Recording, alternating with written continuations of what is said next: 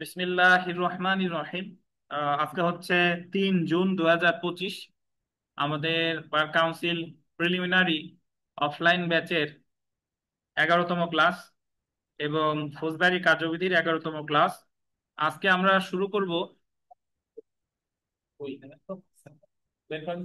আজকে আমরা শুরু করব ফৌজদারি কার্যবিধির 127 থেকে 132 ধারা পর্যন্ত যে অধ্যায়, সেটা হলো বেআইনি সমাবেশ বা আনলফুল অ্যাসেম্বলি। ধন্যবাদ। বেআইনি সমাবেশ বা আনলফুল অ্যাসেম্বলি। তো এটা প্রথমত মনে রাখবেন যে এই যে যে বেআইনি সমাবেশ, এটা আছে ফৌজদারি কার্যবিধির কত ধারা থেকে কত ধারা? 127 থেকে 132। তো প্রথমে আমার জানা দরকার যে বেআইনি সমাবেশ বিষয়টা আসলে কি।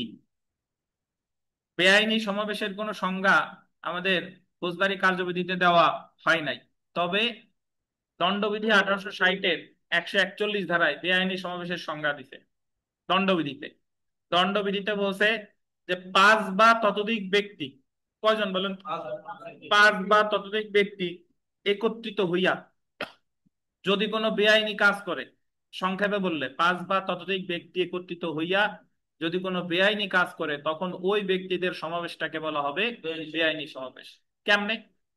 আমরা এই জায়গায় যে 3 আর হলো 4, 7 আর 2 9, আরো 3 12, আমি সহ ধরেন 13 জন, 12-13 জন আছি। অনলাইনেও বেশ কয়েকজন আছে। আমরা ধরেন এই কয়েকজন যদি গোপালগঞ্জের ডিসি অফিসে গিয়ে একটা বিষয় প্রতিবাদ জানাচ্ছি, যে যে কোনো একটা বিষয় নিয়ে ধরেন সমাবেশ করতেছি, তাহলে এটা এখনো বেআইনি সমাবেশ হয় নাই। মানববন্ধন কর্মসূচি, এক জায়গায় অনেক লোক জড়ো আছে, বেআইনি সমাবেশ হয় নাই। কিন্তু যখনই এই পাঁচ বা ততোধিক ব্যক্তি, আমরা ধরেন কোনো অফিস আদালত ভাঙচুর করতেছি, কোনো গাড়ি ঘোড়া গাড়ি টাড়ি ভাঙচুর করতেছি, কাউরে যাতায়াতে বিঘ্ন সৃষ্টি করতেছে, মানে পাঁচ বা ততোধিক ব্যক্তি বেআইনি কোনো কাজ করলেই সেটা হয়ে যাবে কি? বেআইনি সমাবেশ। এখন যদি কোথাও বেআইনি সমাবেশ হয়, তাহলে এটা নিবারণের দায়িত্ব আমরা এটা জানি যে আইন শৃঙ্খলা বাহিনীর, নাকি? যদি কোথাও বেআইনি সমাবেশ হয়, তাহলে অবশ্যই এটা নিবারণের দায়িত্ব আইন শৃঙ্খলা বাহিনীর। তো এই বেআইনি সমাবেশটা যদি একবার সৃষ্টি হয়, কে নিবারণ করবে? এই বিষয়টা বলছে ফৌজদারি কার্যবিধির 127 থেকে 132। তো আমরা প্রথমে দেখি, জেনে রাখা ভালো। 127 ধারা অনুযায়ী গোলদেন নির্বাহী ম্যাজিস্ট্রেট, নির্বাহী ম্যাজিস্ট্রেট বা গোলদেন police officer, police officer, police অফিসারের নিচে রাখেন থানার ভারপ্রাপ্ত কর্মকর্তা। পুলিশ অফিসারের নিচে রাখেন থানার ভারপ্রাপ্ত কর্মকর্তা। এখানে থানার ভারপ্রাপ্ত কর্মকর্তা বেআইনি সমাবেশ ছত্রভঙ্গ করার আদেশ দিতে পারে। বুঝছেন? তাহলে এখান থেকে সাধারণত পরীক্ষায় প্রশ্ন আসে যে বেআইনি সমাবেশ ছত্রভঙ্গ করার নির্দেশ দিতে পারে কে?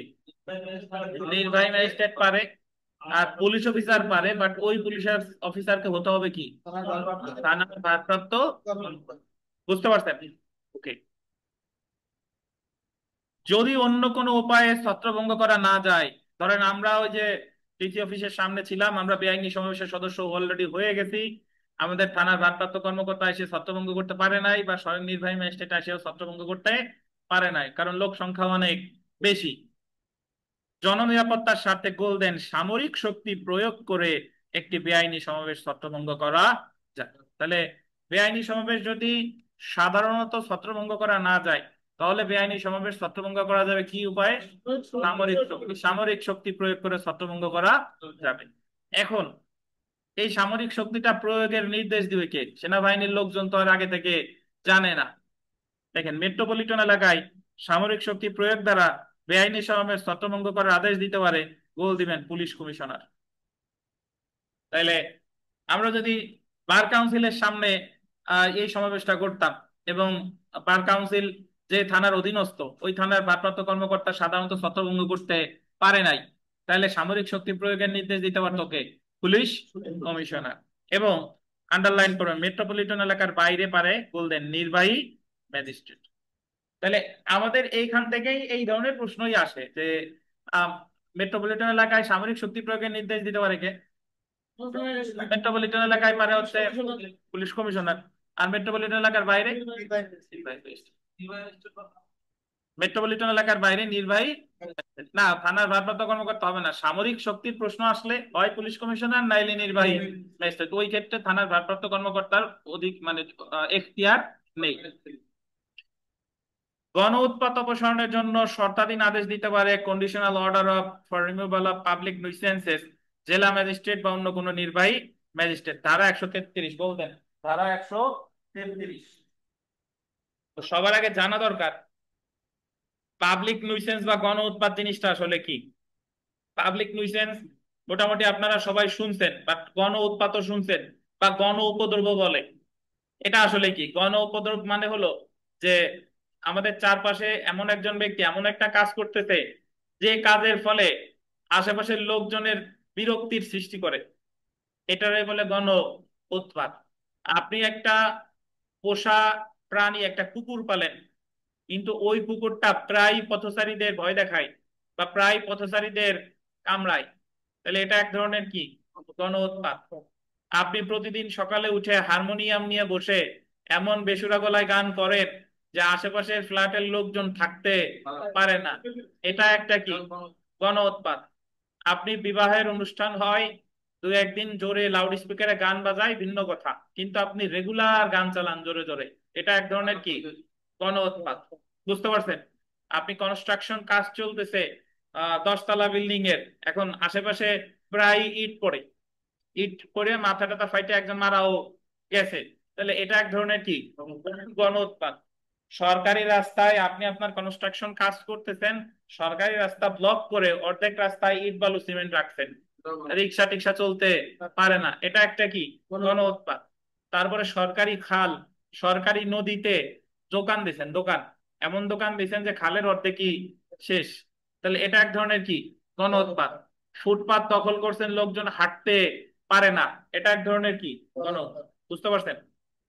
তাহলে যেখানেই গণ উৎপাত আছে, এই গণ উৎপাত প্রতিরোধে আদেশ দিতে পারে কে দেখেন?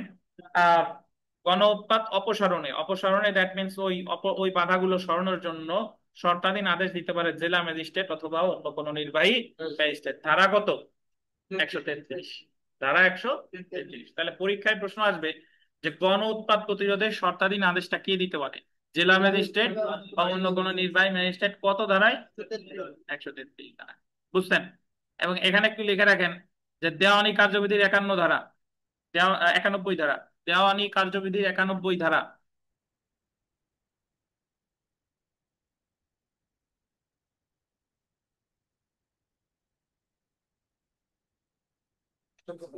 দেওয়ানি কার্যবিধির 91 ধারা মানে এই গণ উৎপাত সম্পর্কে দেওয়ানি কার্যবিধিতে বলা আছে কত ধারায়?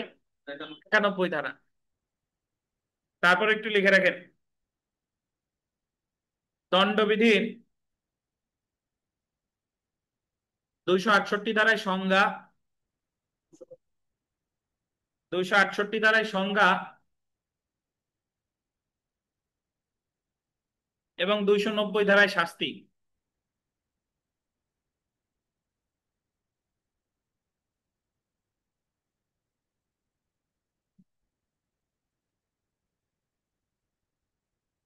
শাস্তি বললেন স্যার, শাস্তি কত দ্বারা? দণ্ডবিধির 268 ধারায় সংজ্ঞা আর আর 290 শাস্তি। শাস্তি 200 টাকা। শাস্তি কত? ওখানে শাস্তি মাত্র 200 টাকা। ঠিক আছে? তো আমার গণ উৎপাতের 14 গোষ্ঠী জানা হয়ে গেল যে গণ উৎপাত ফৌজদারিতে কোথায় আছে, দেওয়ানিতে কোথায় আছে, আর দণ্ডবিধিতে কোথায় আছে। এবং আপনি যখন আস্তে আস্তে একবার জানবেন, যখন আমরা একবার 7 খান বই শেষ করব, তখন সেকেন্ড টাইম আপনি পড়বেন, তাহলে এই পড়াটা আপনার এখন যেভাবে ঢুকতেছে সেকেন্ড টাইম আপনার মাথায় আরো ভালোভাবে ঢুকবে। বুঝতে পারছেন? আইন হলো এমন জিনিস যে জিনিস একবার পড়ে রেখে দিলে হয় না, এই জিনিস হচ্ছে স্যার প্রতিদিন শাস্তি বললেন কত দ্বারা স্যার? দরকার নাই, যা লিখতে ওইটুক লেখেন, শাস্তি প্রয়োজন নাই। আচ্ছা, বিগত বছরের প্রশ্ন দেখেন, একবারই এসেছিল প্রশ্ন, যে সঞ্চিতা আহ নাহলে আটকাই দেন। মহানগর এলাকায় বেআইনি সমাবেশ ছত্রভঙ্গ করার জন্য সামরিক শক্তি প্রয়োগের আদেশ দিতে পারে কে? মহানগর এলাকায়। মহানগর এলাকায় কি পারে বলেন? সেম প্রশ্নটা যদি হতো মহানগর এলাকার বাইরে, তাহলে উত্তর কি হতো? নির্বাহী ম্যাজিস্ট্রেট। এই ইয়া নির্মল, যদি গ্রামে হতো? গ্রামে হইলো নির্বাহী ম্যাজিস্ট্রেট, আর গ্রামে ছত্রভঙ্গ করার নির্দেশ দিবে কে? গ্রামে ছত্রভঙ্গ করার নির্দেশ কে কে দিতে পারে বলেন? নির্বাহী ম্যাজিস্ট্রেট অথবা থানার ভারপ্রাপ্ত কর্মকর্তা। জি। তো সেলফ প্র্যাকটিসের 1 নম্বর প্রশ্নটা দেখেন, যে ফৌজদারি কার্যবিধি অনুযায়ী বেআইনি সমাবেশ ছত্রভঙ্গ করার আদেশ দিতে পারে কে? শুধু ছত্রভঙ্গ বলছে, সামরিক শক্তি বলে নাই। নির্বাহী ম্যাজিস্ট্রেট বা থানার ভারপ্রাপ্ত, এটা কিন্তু থানার ভারপ্রাপ্ত কর্মকর্তা, ঠিক আছে? এখানে যত যা প্রশ্ন প্রশ্ন আছে পড়ে ফেলবেন। 5 নম্বর প্রশ্নটা দেখেন, যে মহানগর এলাকার বাইরে, আন্ডারলাইন করেন, মহানগর এলাকার বাইরে সামরিক শক্তি প্রয়োগ দ্বারা বেআইনি সমাবেশ ছত্রভঙ্গের আদেশ দিতে পারে কে? মহানগর এলাকার বাইরে বলছে, তাহলে কে? নির্বাহী ম্যাজিস্ট্রেট। যদি এটা মহানগর এলাকায় হতো তাহলে কে? Police commission. এই তো। আর মোটামুটি যে প্রশ্ন আছে এগুলো পড়ে ফেলবেন। 9 নম্বর প্রশ্নটা ভিভিআই, এটা আমরা ওই আলোচনার মধ্যে পড়ি নাই, বাট এটা আমাদের জানতে হবে। কে যেন এসেছে, একটু খুলে দেন। এই শুনছি, তারে কষ্ট দিয়েন না। ও এমনি উপোস টুপোস থেকে আসছে, পরে ঘুরে ঘুরে যাবে না। ঠিক আছে।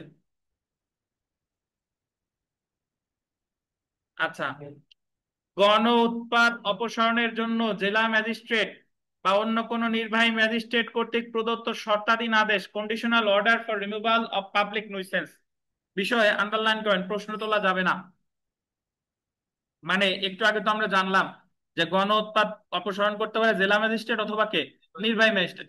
ওনরা যদি কোনো গণ উৎপাত অপসারণ করে, এবং এই গণ উৎপাত রিলেটেড দেওয়ানি মামলাও হতে পারে, দেওয়ানি মামলা হতে পারে, এই দেওয়ানি মামলায় নির্বাহী ম্যাজিস্ট্রেট বা জেলা ম্যাজিস্ট্রেট কি অপসারণ করছে না না করছে, এই রিলেটেড প্রশ্ন দেওয়ানি মামলায় তোলা যাবে না। এই যে দেখেন, উত্তরটা হবে হাইকোর্ট বিভাগে, দায়রা জজের নিকট, দেওয়ানি আদালতে। কোথায় বলেন তো?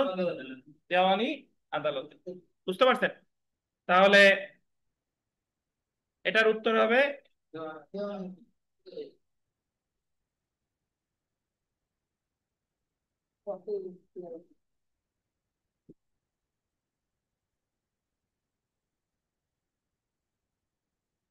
বুঝছেন? সব শেষের প্রশ্নটা ভিভিআই। আচ্ছা, 10 নম্বরটাও দেখেন, 10 নম্বরটাও পড়ি, যে গণ উৎপাত অপসারণের জন্য জেলা ম্যাজিস্ট্রেট বা অন্য কোনো নির্বাহী ম্যাজিস্ট্রেট কর্তৃক প্রদত্ত শর্তাধীন আদেশ অমান্য করার জন্য কোনো ব্যক্তি দণ্ডিত হতে পারে। দণ্ডবিধির কত ধারা? 188 ধারা।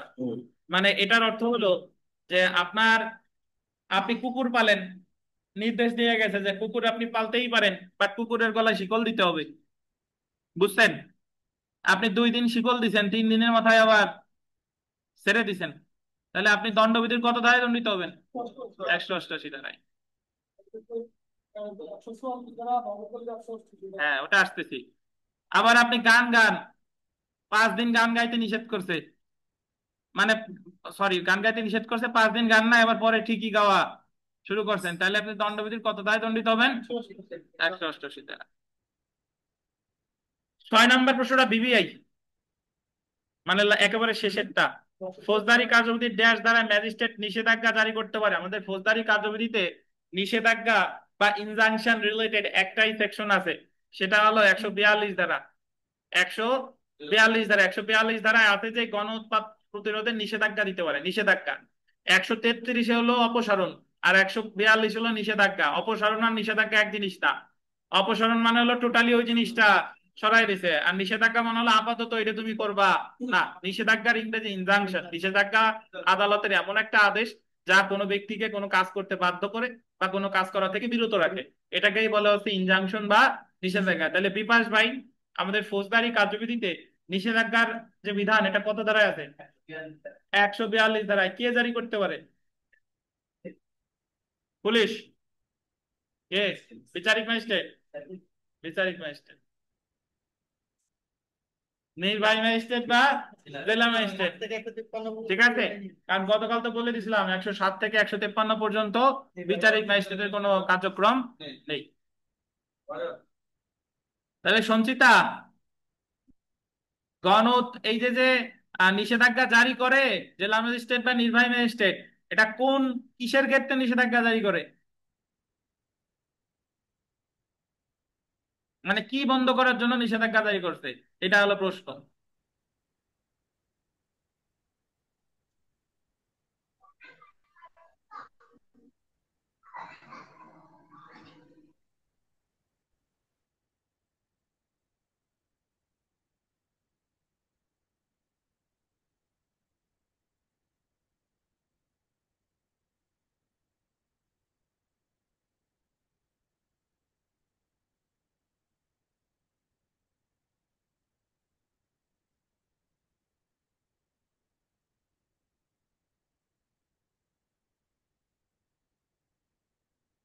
গণ উৎপাত প্রতিরোধে নিষেধাজ্ঞা, ধন্যবাদ। তো আমরা এই যে যে গণ উৎপাত বা পাবলিক নিউসেন্স পড়লাম, অনলাইন অফলাইনে যারা আছেন, আপনাদের এই রিলেটেড কোনো প্রশ্ন আছে কিনা বলেন, নাহলে আমরা পরবর্তী টপিকে পড়া শুরু করব। কোনো প্রশ্ন আছে? তানভীর সাহেব বুঝছেন?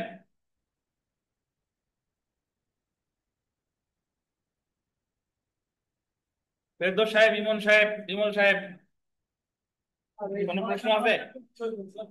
কোনটা? 9 নম্বর কি আছে?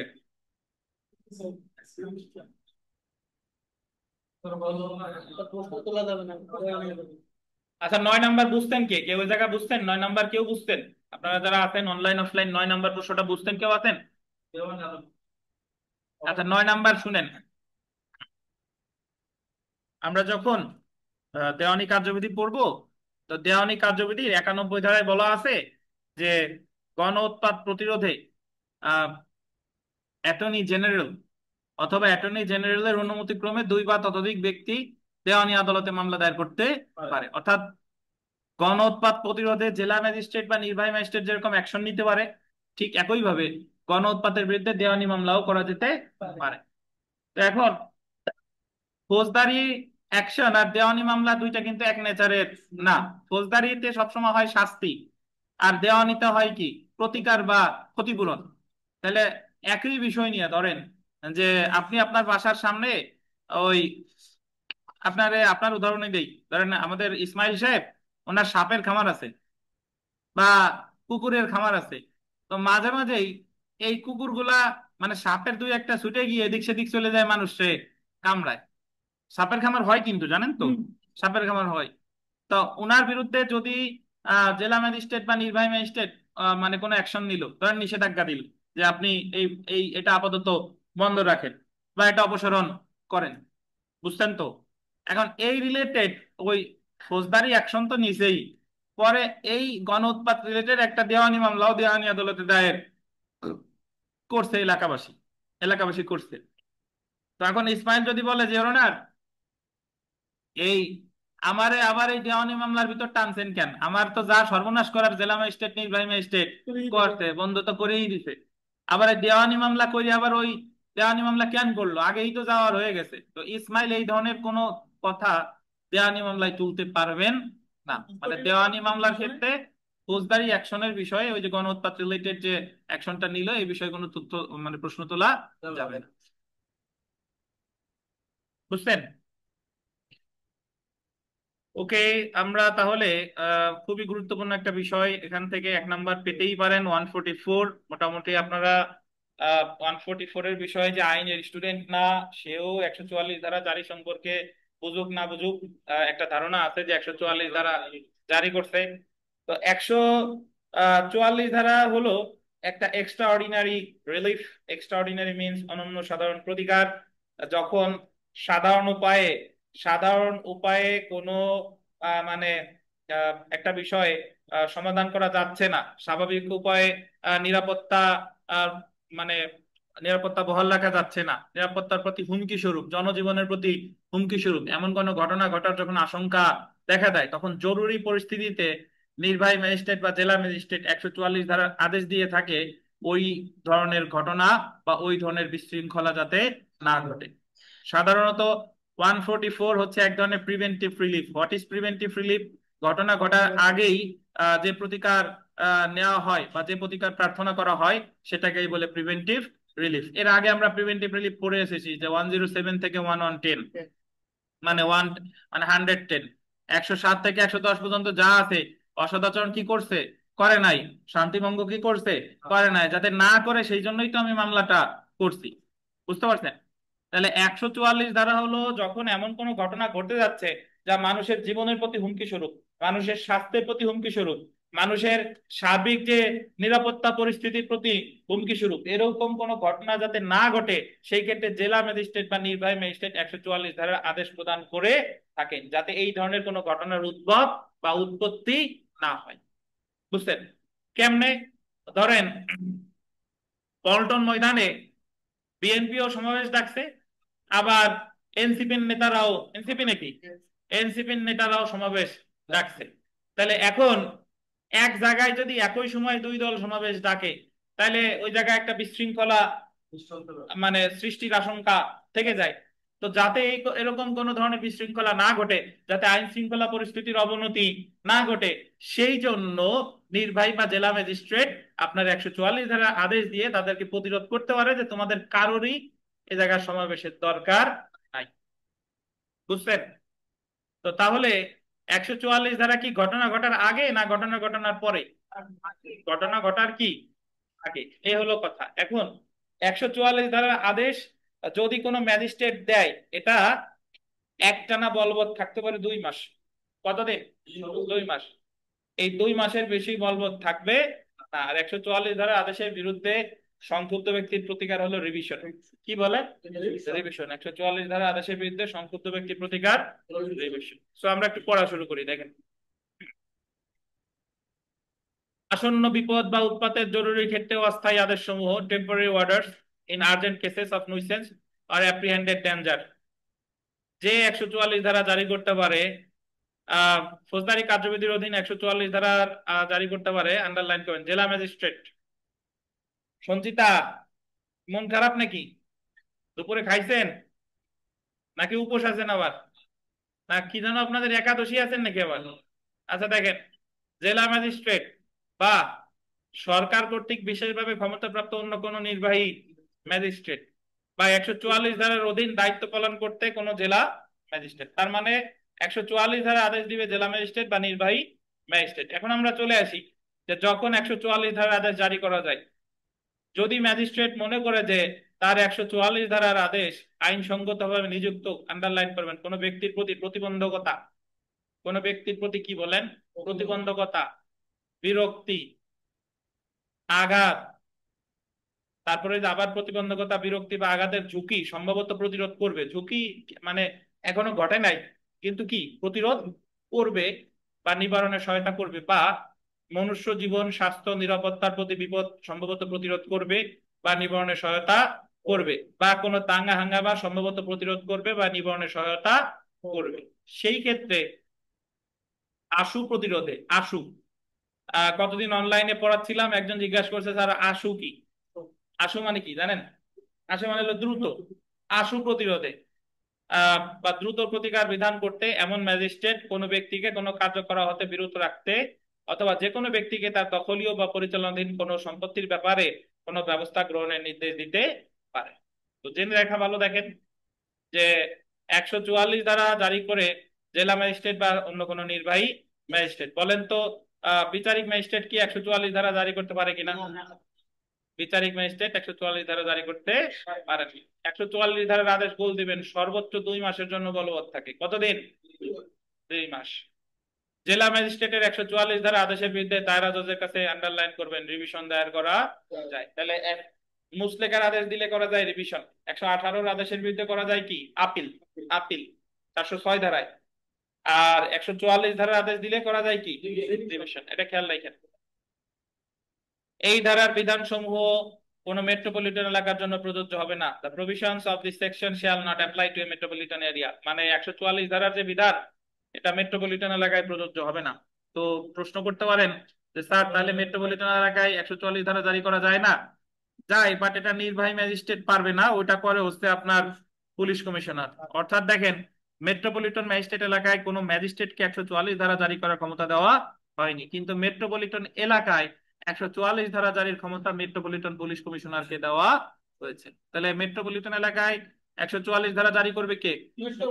Metropolitan police commissioner.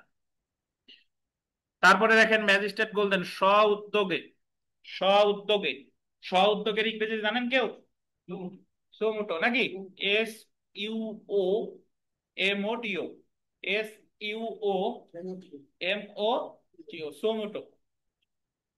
যদি এই জায়গা আপনারা যারা আমার কাছে নিজের আগ্রহে পড়তে আসছেন সে হলো স্ব উদ্যোগে আসছেন, সুমুটো, বুঝছেন? আর যে আপনারা দাওয়াত দিতে যে আসো অমুক জায়গায় আসো পড়তে যাই, ভালো হবে না একসাথে, সে স্ব-উদ্যোগে আসেন নাই, সে একজনের অনুরোধে আসছেন, এটা কিন্তু সুমুটো না।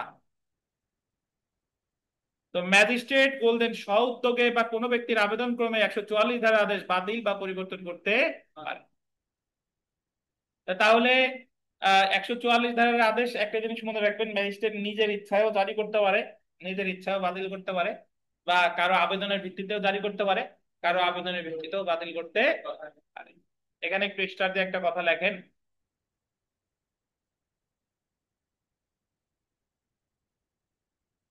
যে সরকার গেজেট নোটিফিকেশনের মাধ্যমে, সরকার গেজেট নোটিফিকেশনের মাধ্যমে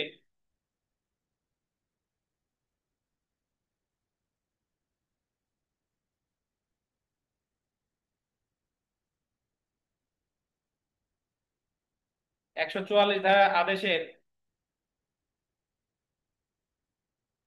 144 ধারার আদেশের মেয়াদ বাড়াতে পারে, মেয়াদ বাড়াতে পারে।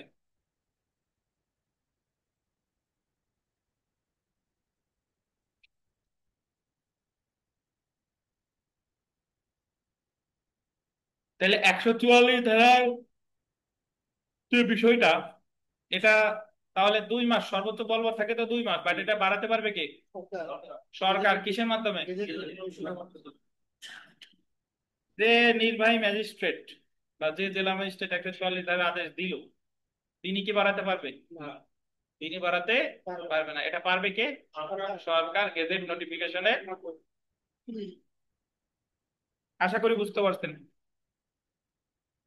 বিগত বছর প্রশ্ন দেখি দেখেন। ও আচ্ছা, এখানে আরেকটা কথা লেখেন, সেটা হলো যে 144 ধারার নির্দেশ কেউ অমান্য করলে, 144 ধারার নির্দেশ কেউ অমান্য করলে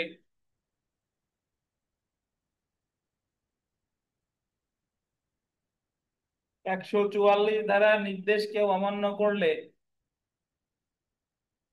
সে দণ্ডবিধির 188 ধারায় দণ্ডিত হবে। সে দণ্ডবিধির 188 ধারায় দণ্ডিত হবে।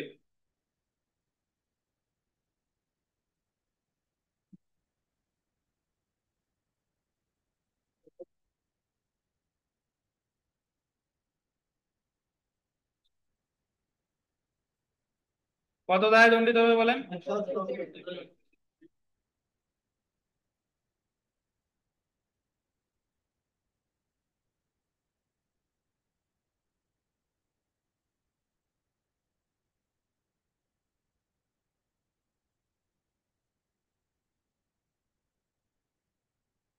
আচ্ছা, বুঝতে পারছেন?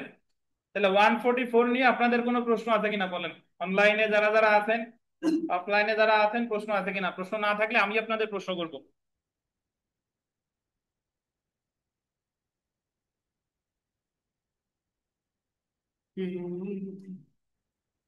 বিপাশ ভাই, প্রশ্ন আছে? বুঝতেন?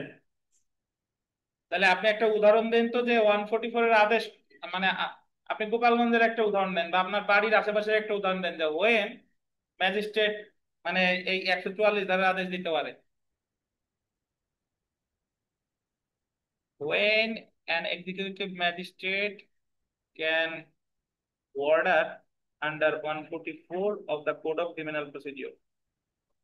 আপনারা স্ট্যান্ডার্ড মোড়ে যেখানে 10 জন বা 20 জন লোক ওখানে সমাবেশ করছে রাস্তা আটকাইছে আটকাইছে একটা কারণে দেখা যায় গাড়ি অ্যাক্সিডেন্ট করলো বা কোনো একটা কারণে মানুষ গাড়ি হ্যাঁ, চালাতে পারে না, হ্যাঁ। এটা ম্যাজিস্ট্রেট এটা একটা চলছে যারা গাড়ি 144 দ্বারা জারি করে তার মানে আলটিমেট উদ্দেশ্য কি করবে সেখানে? তাই করে গাড়ি চালাতে পারবে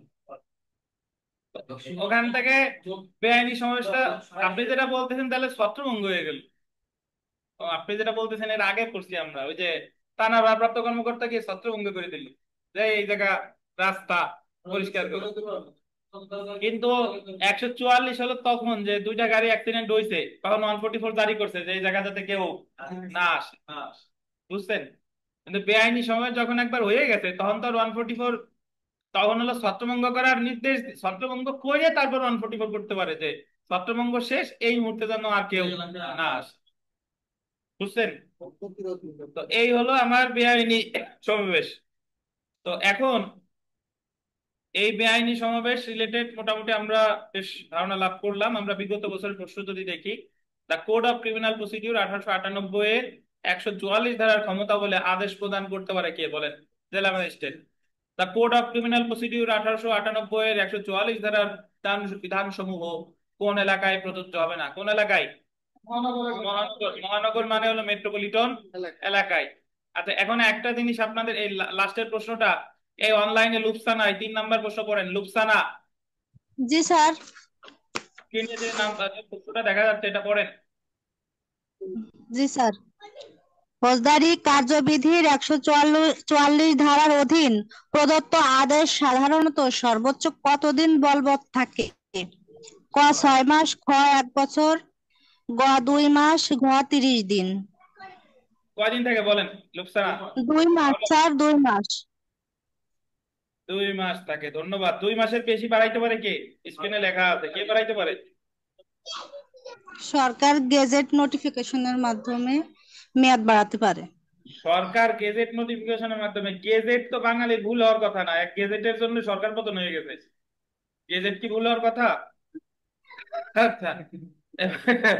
আচ্ছা, তো যাই হোক, আমরা এ হলো কথা। এখন আমি একটু আপনাদের মানে জানার জন্য বলা, যেহেতু আপনারা আইনের ছাত্র, ধরেন আমাদের যখন এই যে 5ই আগস্ট ক্ষমতা থেকে আওয়ামী লীগ সরকার পতনের আগে একটা নির্দিষ্ট সময় পর্যন্ত কারফিউ জারি করছে না? কারফিউ, কারফিউ জারি করছে।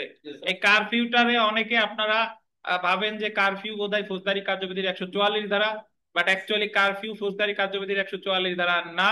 কারফিউ হলো দ্য স্পেশাল পাওয়ার্স অ্যাক্ট 1974, মানে বিশেষ ক্ষমতা আইন 1974-এর 24 ধারায় কারফিউর একটা বিধান আছে। কারফিউরে বাংলায় বলে সান্ধ্য আইন, সান্ধ্য আইন। তো ওই কারফিউটা জারি করছে বিশেষ ক্ষমতা আইন 1974-এর কত ধারায়? 24 ধারায়। এবং কারফিউ যদি কেউ ভঙ্গ করে তাহলে তার সাজা 1 বছর হতে পারে। এ হলো কথা। কারফিউ কিন্তু অ্যাকচুয়ালি ফৌজদারি কার্যবিধির 144 ধারা না।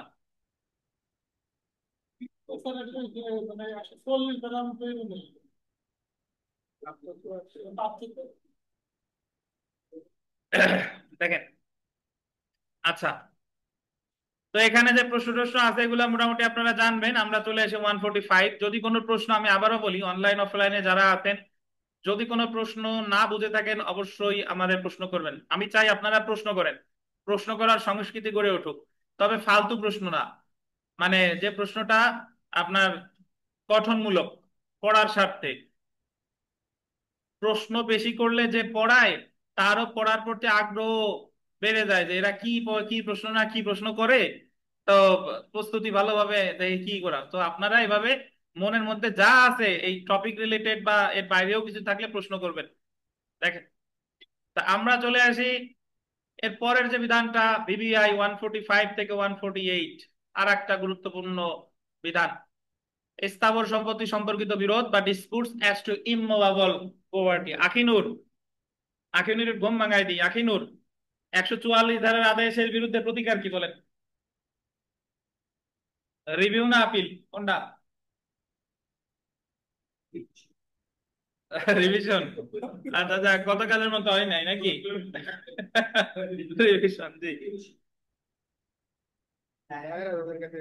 আর এই 144 ধারার আদেশ, এটা কি ম্যাজিস্ট্রেট নিজের ইচ্ছায় দেবে না কারো আবেদনের ভিত্তিতে দেবে বলেন তো? হ্যাঁ, পড়ছি, এটাও পড়ছি। নুর আলম খান আবেদনের ভিত্তিতে। মহুয়া বিশ্বাস কি বলেন? 144 এর আদেশ এটা কি ম্যাজিস্ট্রেট আবেদনের ভিত্তিতে দেবে না নিজের ইচ্ছায় দিবে? কারো আবেদনের ভিত্তিতেও দিতে পারে, আবার স্বপ্রণোদিত হয়েও দিতে পারে। বুঝছেন? আচ্ছা, ধন্যবাদ। এখন আমরা চলে আসি 145 ধারা। ভাই,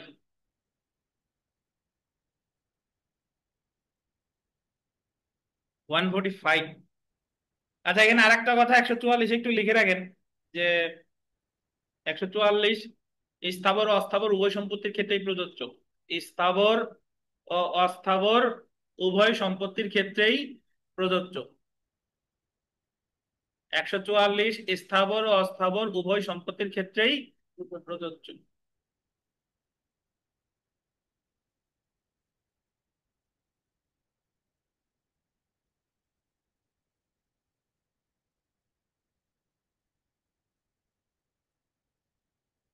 আপনি যদি বাসায় বসে নাও পড়েন, অ্যাটলিস্ট এই জায়গায় রেগুলার আসার অভ্যাস করেন, তাতে এই কথা শুনলেও কাজ হয়। আর বাসায় বসে তো পড়াও লাগে না, ওই ইউটিউব সবার বাসায় আছে, চালাইয়া শুনবেন খালি, তাতে মনে আরো বেশি থাকে। আচ্ছা, 145 ধারার কাহিনী হলো ভাই, 145 ধারা হলো যে যদি আপনি একটা স্থাবর সম্পত্তিতে আছেন, এই স্থাবর সম্পত্তি থেকে আপনারা কেউ বেদখল করছে, নাহলে বেদখলের হুমকি দিছে। ধরেন আমাদের বিপাশ বাইন, উনি একটা জায়গায় থাকেন, এখন উনাকে এসে আমাদের নির্মল বিশ্বাস হুমকি দিছে যে সময় থাকতে এই জায়গা থেকে চলে যাও, নাহলে খবর আছে, আমি বর্তমানে ক্যাডার হয়ে গেছি। তো এই যে যে হুমকি দিল, এই মুহূর্তে বিপাশ বাইনের প্রতিকার কি? উনি ইচ্ছা করলে 145 ধারা মামলা ফৌজদারি আদালতে দায়ের করতে পারেন। আবার নির্মল হুমকি দিয়ে ক্ষান্ত হয় নাই, দলবল নিয়ে এসে বিপাশ বাইনকে কি বেদখল করে দিছে। তাহলে ওই মুহূর্তে বিপাশ বাইনের প্রতিকার কি? 145 ধারা মামলা করা। এখন যাদের মনে প্রশ্ন এসেছে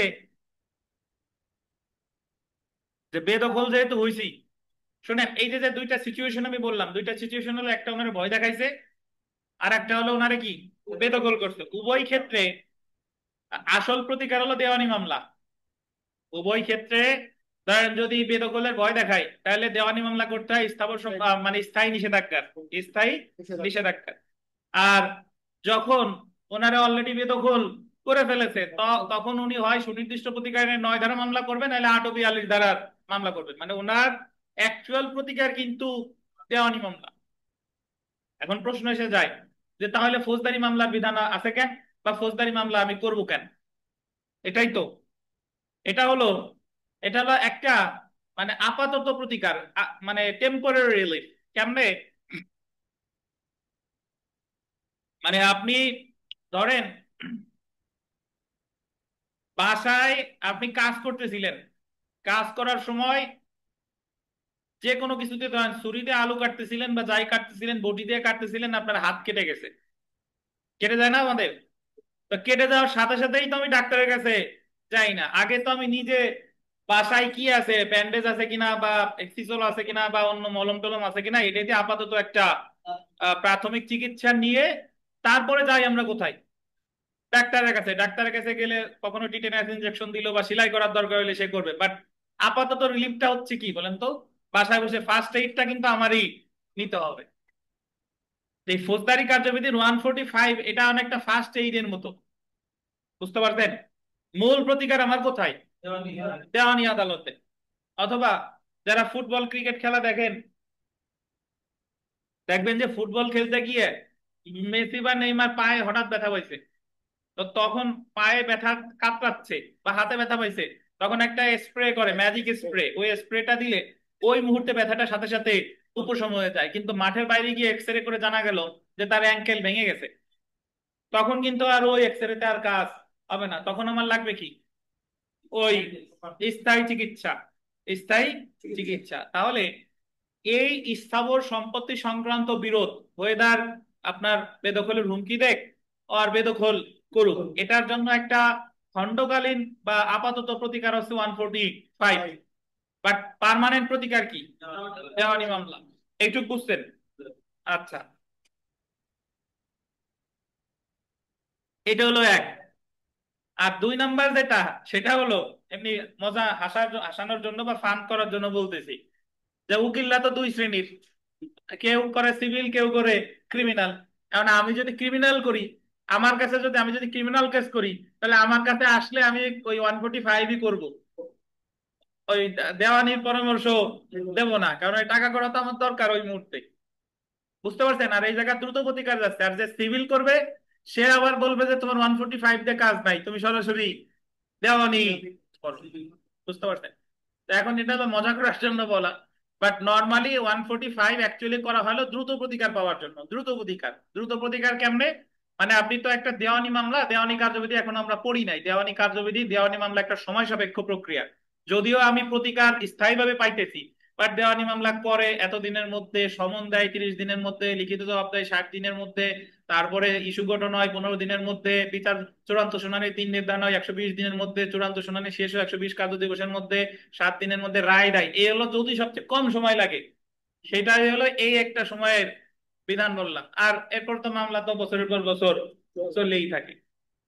তো সেই ক্ষেত্রে একটা দ্রুত প্রতিকার পাওয়ার আশায় লোকজন 145-এ দ্বারস্থ হয়, এবং ওই 145-এ কোনো সত্যের প্রশ্ন দেখা হয় না। এ জায়গা কে মালিক এটা দেখা হয় না। 145 মানে হলো যে বিগত 2 মাসে কে দখলে ছিল।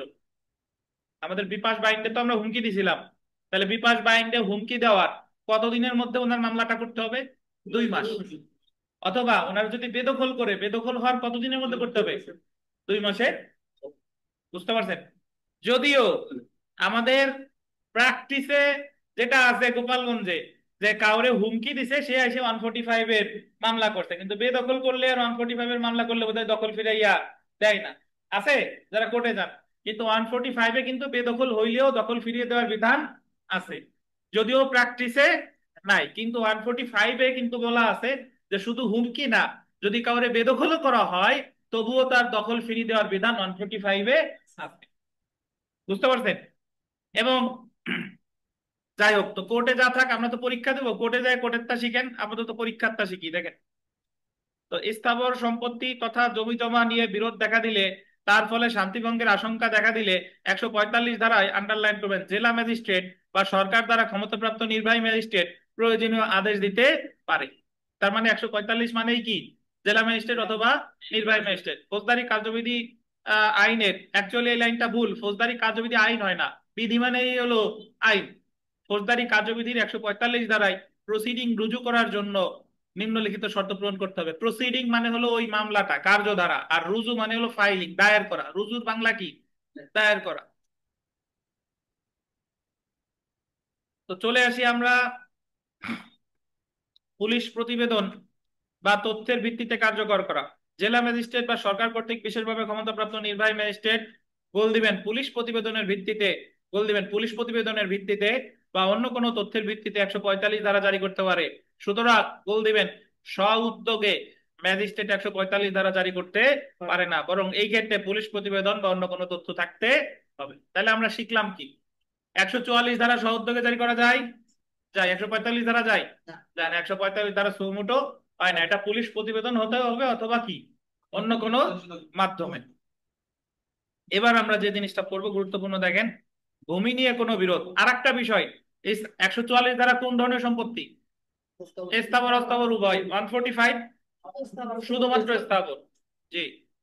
145 ধারা জারির জন্য দুইটি আবশ্যিক শর্ত হলো ভূমি, পানি বা সেটার সীমানা সংক্রান্ত বিরোধ থাকা। মানে বিরোধ অলরেডি কিন্তু হয়ে গেছে, উক্ত বিরোধের কারণে আন্ডারলাইন করবেন শান্তিভঙ্গের সম্ভাবনা থাকা। বিরোধটি ভূমি অর্থাৎ জমি, জলাশয় বা সীমানা সম্পর্কিত হতে হবে। পুরাতন বইতে যার লেখা নাই সে একটা কথা, পীযূষের বোধহয় লেখা আছে একটা কথা এখানে, জমি বা পানি বলতে কি কি বুঝাইছে? জমি বা পানি বলতে দালান আছে আপনার বইতে? বিপাশ ভাই আছে? জমি বা পানি বলতে কি বোঝায়? দালান। তারপরে কি বোঝায়? বাজার। তারপরে মৎস্য খামার, ফসল, জমিতে উৎপাদিত অন্যান্য দ্রব্য, এবং এরূপ কোন সম্পত্তির খাজনা বা লভ্যাংশ অন্তর্ভুক্ত হবে। তাহলে পরীক্ষায় প্রশ্ন অন্তর্ভুক্ত হবে। তাহলে পরীক্ষায় প্রশ্ন আসবে যে সঞ্চিতা আছে, লিখে দিছিলাম না যে তো জমি বা পানি বলতে দালান, বাজার, মৎস্য খামার, ফসল, অন্যান্য উৎপাদিত দ্রব্য বা কোনো সম্পত্তির খাজনা বা লভ্যাংশ অন্তর্ভুক্ত হবে। 3টে স্টার দেন। এই নূর আলম খান, আপনার বই কো আসছে কুরিয়ারে? যাক,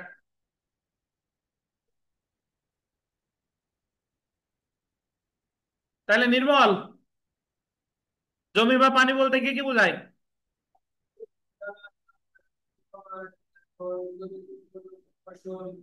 ধন্যবাদ। আচ্ছা, এখন আমরা চলে আসি দখলদার নির্ধারণ। 145-4, 145 ধারার আদেশের অব্যবহিত পূর্ববর্তী গোলদেন 2 মাসের মধ্যে। কয় মাসের মধ্যে?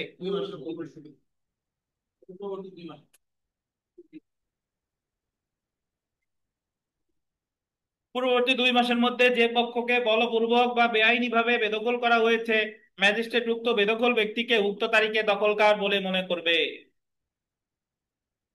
বলপূর্বক বা বেআইনি ভাবে কি করা হয়েছে? বেদখল করা হয়েছে, পাইছেন? তাহলে এদিন মোহাম্মদ সাহেব, আপনি একদিন বলছিলেন যে জায়গা তো দখল ফিরাই দেয় না, দখল ফিরাই দেয় এই জায়গা, দখল ফিরাইয়া দেয় না, কিন্তু ভাষাটা কি যে 2 মাসের মধ্যে যে পক্ষকে বলপূর্বক বা বেআইনি ভাবে কি করা হয়েছে? বেদখল করা হয়েছে, ম্যাজিস্ট্রেট উক্ত বেদখলকারী ব্যক্তিকে উক্ত তারিখে কি মনে করবে? দখলকার মনে করবে। তাহলে আজকে যদি বিপাশ বাইন্ডে বেদখল করে, উনি যদি কালকে গিয়ে 145-এর মামলা করে, তখন তো একটা প্রতিবেদনের জন্য পাঠাবে এবং সে দেখলো যে বিপাশ বাইন্ডে অমুক তারিখে বেদখল করছে। তাহলে উনি যদি 2 মাসের মধ্যে বেদখল হয়ে থাকে, তাহলে প্রকৃত দখলকার কারে মনে করবে? বিপাশ বাইনকে। বুঝলেন?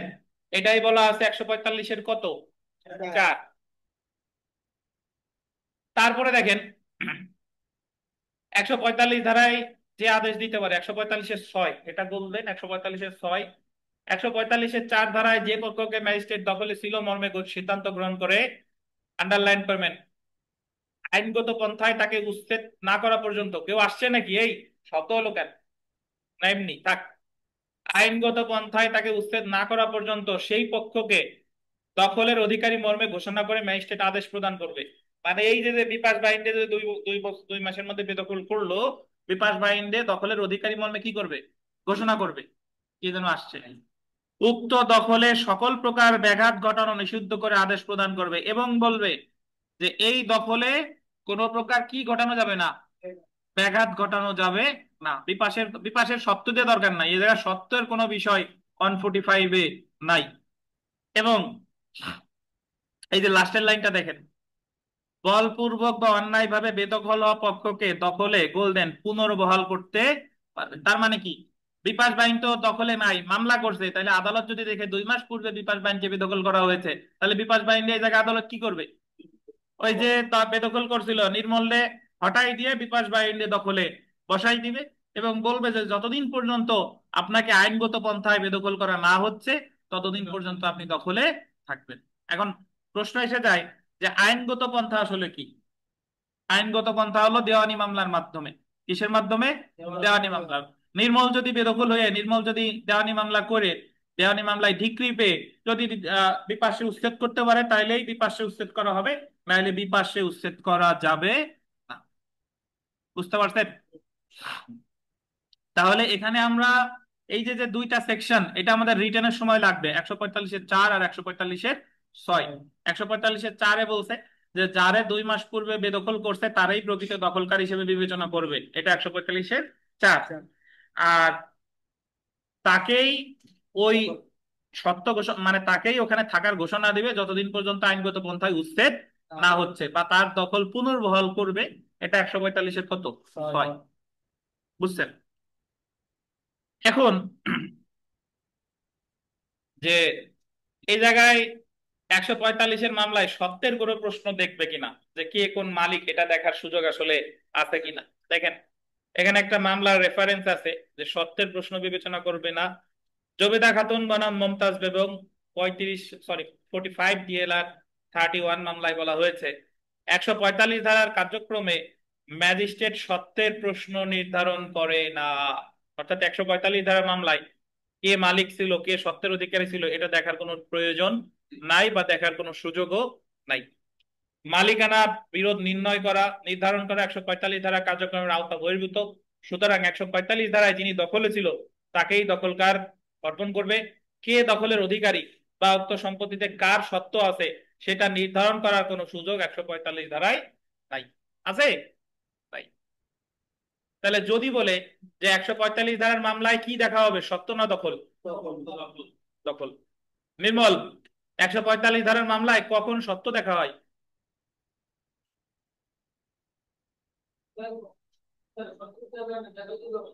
সত্য দেখা হয় না, দেখা হয় যেটা সেটা হলো দখল। আচ্ছা যদি বলি, পীযুষ সাহেব রে বলি, পীযুষ সাহেব আপনি তো 145 কোর্টে যান না প্রায়? যান? 145 এর পীযুষ আর বিপাশ বাইন দুইজনে মিলে উত্তর দেন যে 145 ধারার আদেশ কতদিন বলবৎ থাকবে। আর কেউ বলেন না, ওনরা বলো। 145 ধারার আদেশ কতদিন বলবৎ থাকবে? পীযুষ উনি বলে দিয়েছে, কিন্তু পিছানো থাকা যাবে না। কয় মাস থাকবে বলেন, একটা কিছু তো বলেন। 6 মাস। আচ্ছা যাক, আপনি আগে আছেন। উনি 2 মাস বলছে, আপনি 6 মাস। নূর আলম খান কতদিন থাকবে? আমরা যতদূর পড়ছি এর ভিতরে উত্তর আছে। সে আঙ্গিকে বলেন যে 145 ধারার আদেশের কার্যকাল কতদিন? নূর আলম খান। আর আপনার হাতে পেন্সিল কে? এই তানবিন, কতদিন থাকবে 145 ধারার আদেশ জানেন? বিমল সাহেব, 145 ধারার আদেশ কতদিন থাকবে? দিন মোহাম্মদ সাহেব, নির্মল কি বলেন? 2 মাস। আচ্ছা, নির্মলের জোর তো বেশি। এই মিলন আর আখিনুরও ভালো যায় ওই কোর্টে। কতদিন থাকবে মিলন আর আখিনুর? আপনাদের এই দীর্ঘদিনের অভিজ্ঞতা কি বলে? অনলাইনে কেউ বলতে পারবেন? 145 ধারা আদেশ কতদিন বলবৎ থাকবে এটার কোনো নির্দিষ্ট মেয়াদ নাই। এটা যতদিন পর্যন্ত তাকে আইনগত পন্থায় উচ্ছেদ করা না হচ্ছে ততদিন থাকবে। এটা 1 মাস হইতে পারে, এটা 6 বছর হইতে পারে, এটা 10 বছর হইতে পারে, 20 বছরও হইতে পারে। মানে ওই যে তো বিপাশ বাইন্ডে দখল ফিরাই দিল, এখন বিপাশ বাইন্ডে উচ্ছেদ করতে হলে কিভাবে উচ্ছেদ করতে হবে? আইনগত পন্থায়, মানে দেওয়ানি মামলার মাধ্যমে। বুঝেছেন? তো আমাদের অনেকের মাঝে যে ভুল ধারণাটা আছে সেটা হলো যে 144-ও 2 মাস, মনে মনে ভাবেন ওই তালে তাল এসে চলে আসে। 145-ও 2 মাস, আসলে কিন্তু তা না। আচ্ছা ধন্যবাদ। আচ্ছা একসাথে দেয়, ও হলো ওই যে আপনার, আপনি যে ওই দখলে থাকার অধিকারী এই ঘোষণার জন্য হলো 145, আর কোনো বিরোধ টিরোধ যাতে না হয় এটার জন্য 144। মানে একটা কেন হবে না, 145ও তো হয়। শুধু 145 ধারা মামলাও তো আপনি করতে পারেন, আর 144 145 একসাথেও করা যায়। দেখেন, তো আমরা জেনে রাখা ভালোতে যদি চলে আসি, জেনে রাখা ভালো বিরোধীয় বিষয়বস্তুর বা সেটার নিকট কোনো প্রকাশ্য স্থানে, এই যে আন্ডারলাইন করেন, এই বিরোধীয় বিষয়বস্তুর বা সেটার নিকট কোনো কি বলেন প্রকাশ্য স্থানে 145 ধারার আদেশের গোল দিবেন, একটি কপি লটকিয়ে দিতে হবে। লটকিয়ে মানে কি জানেন? লটকিয়ে মানে হলো লাগাই। যে প্রশ্নটা এসেছিল এটা বিবিআই, পরের লাইনটা, যে 145 ধারা অনুসারে কার্যধারায় আন্ডারলাইন করবেন, কোন পক্ষ মৃত্যুবরণ করলে ম্যাজিস্ট্রেট মৃতের প্রতিনিধিকে উক্ত কার্যধারায় পক্ষভুক্ত করতে পারে এবং অতঃপর অনুসন্ধান চলমান থাকবে। তবে এই কার্যধারার উদ্দেশ্যে, এটা আপনাদের বইতে নাই বিমল সাহেবের, বাট জেনে রাখেন যে 145 এর মামলায় যদি কেউ মারা যায় তাহলে দেওয়ানি মামলার মতো পক্ষভুক্ত হওয়ার সুযোগ আছে। তবে এই কার্যধারার উদ্দেশ্যে যদি প্রশ্ন উঠে যে উক্ত মৃত ব্যক্তির বৈধ প্রতিনিধি কে, সেই ক্ষেত্রে মৃতের বৈধ প্রতিনিধি হিসেবে দাবিকারী সকল ব্যক্তিদের পক্ষভুক্ত করা হবে। এটা আর একটা ভালো কথা। তো যার বইতে নাই সে লিখবেন যে 145 ধারা মামলায় কেউ মারা গেলে পক্ষভুক্ত হওয়ার সুযোগ আছে, এইটুক লিখলেই হবে। এবং যদি একজন মারা গেছে, এখন 5 জন এসে বলতেছে যে আমি অমুকের প্রতিনিধি, আমি প্রতিনিধি, তাহলে সবাইরই পক্ষভুক্ত করা যাবে। তারপরে দেখেন 145 ধারার বিষয়বস্তুর কোন সম্পত্তির ফসল বা অন্য কোনো উৎপাদিত দ্রব্য দ্রুত প্রাকৃতিকভাবে নষ্ট হতে পারে, তাহলে ম্যাজিস্ট্রেট উক্ত সম্পত্তির যথাযথ হেফাজত বা বিক্রয়ের জন্য আদেশ দিতে পারে এবং অনুসন্ধান সমাপ্ত হবার পর উক্ত সম্পত্তি বা সেটার বিক্রয়লব্ধ অর্থ বিলি বন্টনের আদেশ দিতে পারে। মানে এটার অর্থ হলো, আর তার আগে একটা কথা শুনে রাখেন, উনি যখন 145 ধারা মামলা করছে, করার পরে আদালত প্রতিবেদনে দেখলো যে বিপাশা দখলে ছিল না, পূর্ববর্তী 2 মাসের মধ্যে বিপাশা ছিল না, নির্মলও ছিল না, কে দখলে ছিল আদালতের কাছে সেটা বোঝা যাচ্ছে না, তাহলে সেটা ক্রোকের নির্দেশ দিতে পারে। তাহলে 145 ধারার মামলায় কখন আদালত প্রয়োগ করতে পারে? যদি দেখে কেউ দখলে, পূর্ববর্তী 2 মাসের মধ্যে কেউই দখলে ছিল না। আর যদি পচনশীল দ্রব্য হয়, প্রাকৃতিক ভাবে নষ্ট কোনো জিনিসপত্র হয়, তাহলে এটা বিক্রয়ের নির্দেশ দিতে পারে। তারপরে দেখেন 145 ধারার কার্যধারার যে কোনো পর্যায়ে বলবেন, যে কোনো পর্যায়ে যে কোনো পক্ষের আবেদন করে ম্যাজিস্ট্রেট সাক্ষী হাজির হবার বা কোনো দলিল বা বস্তু হাজির করার নির্দেশ দিয়ে সমন প্রদান করতে পারে।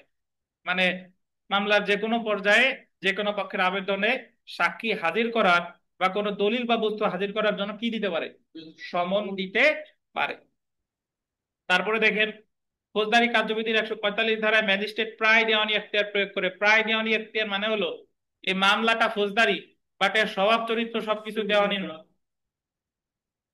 বুঝছেন? ফৌজদারি কার্যবিধির 145 ধারার কার্যক্রম কোনো ফৌজদারি কার্যক্রম না। 145 ধারা গৃহীত কার্যক্রম প্রায় নির্বাহী কার্যক্রম, যার উদ্দেশ্য হলো গণশান্তি ভঙ্গ প্রতিরোধ করা। জবেদা খাতুন বর্মা মুমতাজ বেগম। তো এখানে আরো একটা কথা একটু লিখে রাখেন, যে 145 ধারার আদেশ ভঙ্গ হলে শাস্তি পাবে দণ্ডবিধির 188 ধারায়, ওই যে 144-এর মতো। 144 ভঙ্গ করলেও 188 ধারায়, 145 ভঙ্গ করলেও দণ্ডবিধির কত ধারায় দণ্ডিত হবে? 188। দেখবেন যে 145 ধারার আদেশ ভঙ্গ করলে, 145 ধারার আদেশ ভঙ্গ করলে দণ্ডবিধির 188 ধারায় দণ্ডিত হবে।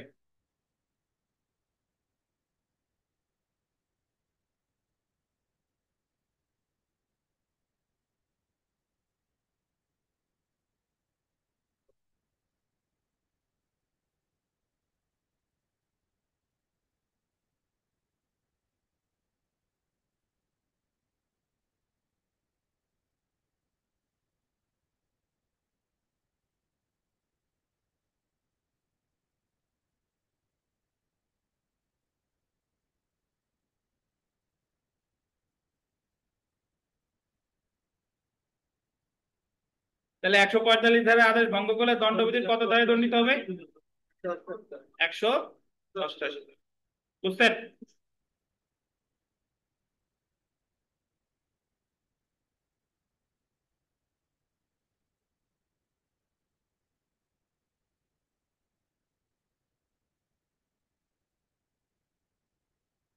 তারপরে আমরা বিগত বছর বেশ কয়েকটা প্রশ্ন পড়ে ফেলি। 2023 সালে প্রশ্ন এসেছে, পুরাতন বইতে নাই, না থাকলে সমস্যা নাই, যে the code of criminal procedure 1898-এর 145 ধারা অনুসারে কার্যধারায় প্রতিপক্ষ মারা গেলে, প্রতিপক্ষ মানে হলো কোনো এক পক্ষ যদি মারা যায়, তাহলে মৃত প্রতিনিধিরা পক্ষভুক্ত হতে পারে।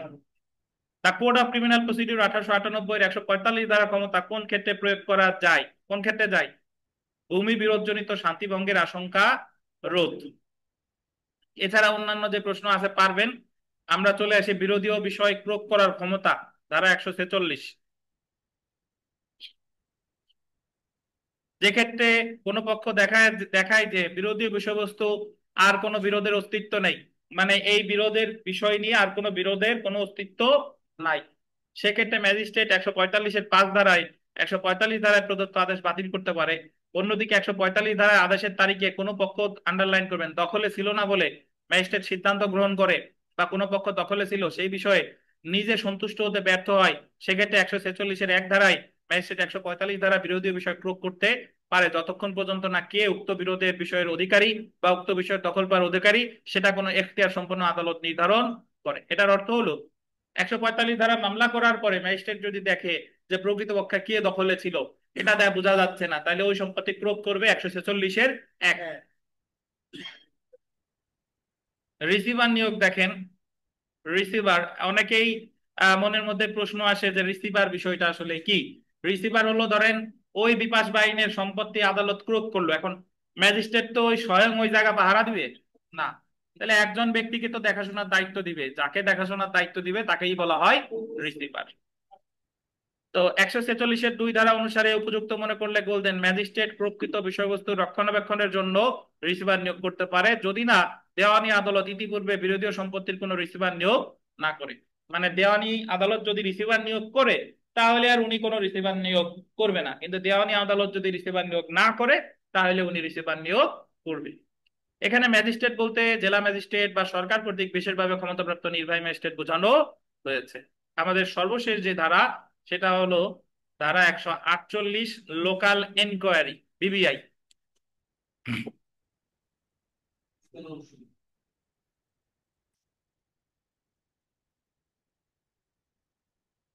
দেখেন, লোকাল ইনকোয়ারি এর বিষয়টা হলো, একটা জিনিস খেয়াল করবেন, লোকাল ইনকোয়ারির আদেশ দিতে পারে জেলা ম্যাজিস্ট্রেট, কিন্তু লোকাল ইনকোয়ারি করবে নির্বাহী ম্যাজিস্ট্রেট।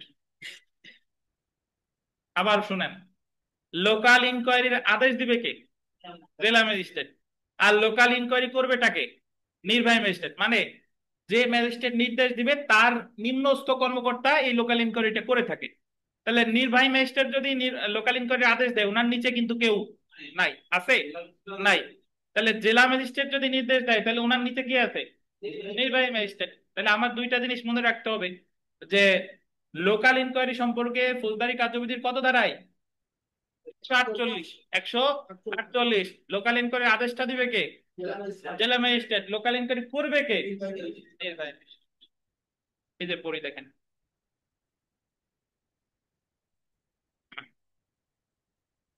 এই অধ্যায়ের উদ্দেশ্য পূরণ করতে স্থানীয় অনুসন্ধান প্রয়োজন হলে, স্থানীয় লোকাল ইনকোয়ারি বাংলা কি? স্থানীয় অনুসন্ধান প্রয়োজন হলে ম্যাজিস্ট্রেট তার অধস্তন কোনো ম্যাজিস্ট্রেটকে কোনো অনুসন্ধান করতে, এই অধস্তন ম্যাজিস্ট্রেটকে, অধস্তন মানে কি নিচের, আহ অনুসন্ধান করতে প্রেরণ করতে পারে এবং তার পরিচালনার জন্য প্রয়োজনীয় লিখিত নির্দেশ দিতে পারেন। যেহেতু জেলা ম্যাজিস্ট্রেট একজন নির্বাহী ম্যাজিস্ট্রেট, সুতরাং তার অধস্তন ম্যাজিস্ট্রেট বলতে নির্বাহী ম্যাজিস্ট্রেট মর্মে গণ্য হবে। সুতরাং এটা আন্ডারলাইন করেন, 148 ধারায় জেলা ম্যাজিস্ট্রেটের আদেশ কর্মে তার অধস্তন নির্বাহী ম্যাজিস্ট্রেট অনুসন্ধান করতে পারে, স্থানীয় অনুসন্ধান করতে পারে। তাহলে যার বইতে নাই সমস্যা নাই, লিখবেন যে 148 ধারায়, যার বইতে নাই লিখবেন 148 ধারায় লোকাল ইনকোয়ারির আদেশ দিতে পারে জেলা ম্যাজিস্ট্রেট, আর লোকাল ইনকোয়ারি করবে কে? নির্বাহী ম্যাজিস্ট্রেট। এইটুকু লিখলেই হবে। বুঝছেন? 148 ধারায় লোকাল ইনকোয়ারির আদেশ দিবে কে? জেলা ম্যাজিস্ট্রেট। আর করবে কে? নির্বাহী ম্যাজিস্ট্রেট। জেনে রাখা ভালো, 144 থেকে 148 ধারা পর্যন্ত ম্যাজিস্ট্রেট কর্তৃক প্রদত্ত সকল আদেশের বিরুদ্ধে আন্ডারলাইন করবেন, দায়রা আদালতে রিভিশন করা যায়। তো আমরা বিগত বছরের প্রশ্ন পড়ে ফেলি, যে the code of criminal procedure 1898 এর বিধান অনুসারে ভূমি সংক্রান্ত বিরোধের কারণে শান্তিভঙ্গের আশঙ্কায় কোন প্রকৃত সম্পত্তিতে রিসিভার নিয়োগ করবেন কে? কে? এটা এটা একটা ভিভিআই প্রশ্ন। নরমালি আমরা জানি যে রিসিভার নিয়োগ করতে পারে জেলা ম্যাজিস্ট্রেট বা যে কোনো নির্বাহী ম্যাজিস্ট্রেট, বাট অ্যাকচুয়ালি রিসিভার নিয়োগের আদেশটা নির্বাহী ম্যাজিস্ট্রেটই দিবে, জেলা ম্যাজিস্ট্রেট না। কে দিবে? নির্বাহী ম্যাজিস্ট্রেট। 3টা স্টার দিয়ে রাখেন যে রিসিভার নিয়োগের আদেশটা নির্বাহী ম্যাজিস্ট্রেটই দেয়।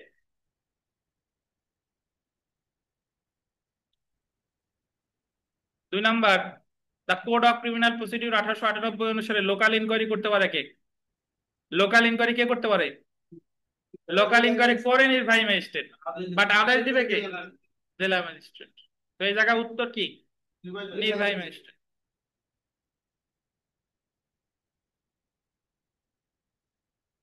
আর এখানে যত প্রশ্ন টশ্ন আছে এগুলা মোটামুটি, যদি কোনো প্রশ্ন থাকে আহ আমার মানে জিজ্ঞাসা করেন, নেক্সট দিন এসে পড়ে ফেলবেন।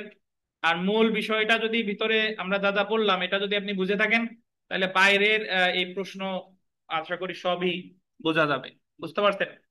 তো আমরা আজকে আনলফুল অ্যাসেম্বলি কিভাবে ছত্রভঙ্গ করে, তারপরে গণ উৎপাত প্রতিরোধে শর্তাধীন আদেশ কিভাবে দেয়, এরপরে 144 কি, 145 কি, 146, 148, এগুলো সম্পর্কে মোটামুটি বিস্তারিত আলোচনা করেছি।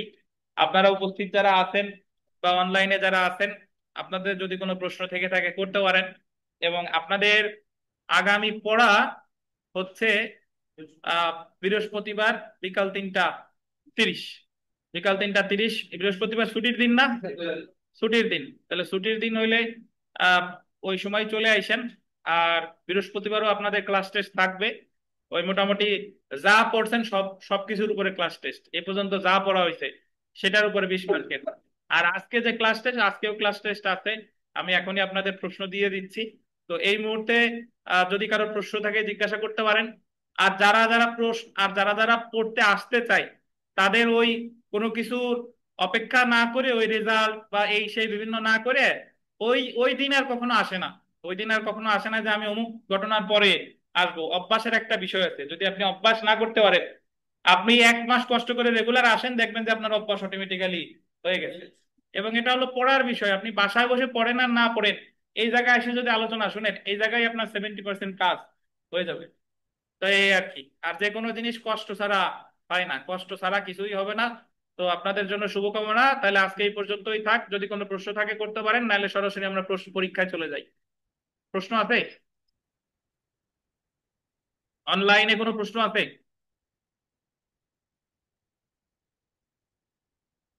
ঠিক আছে, ভালো থাকেন, আল্লাহ হাফেজ। আসসালামু আলাইকুম।